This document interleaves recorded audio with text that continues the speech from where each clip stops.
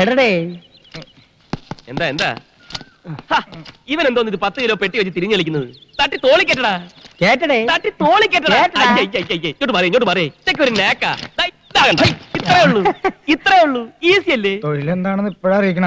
എന്തൊരു രണ്ടു കൂടെ കിന്നാരെ ഈ പറയണത്? മുതലാളിയുടെ ഒരു കാര്യം കണ്ട തൊഴിലാളിയാണെന്ന് ആരും പറയൂ. എടേ അറിഞ്ഞുകൂടാത്ത വേലകൾ പറഞ്ഞു കൊടുക്കണേന് ഒരു തെറ്റുമില്ല. അത് ശരിയാ.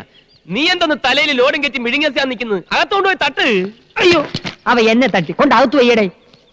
ചുമട് അകത്തുകൊണ്ട് തട്ടാ ഇപ്പൊ പറഞ്ഞു. ഈ ഭാഷകൾ എങ്ങനെ പഠിച്ച്? ഇവന്മാരോട് സംസാരിക്കാൻ വേണ്ടി മുതലാളി ട്യൂഷൻ എടുത്ത് പഠിച്ചതാ. തന്നെ ഇറങ്ങി നിൽക്കുന്ന ചെവല കൂതറ.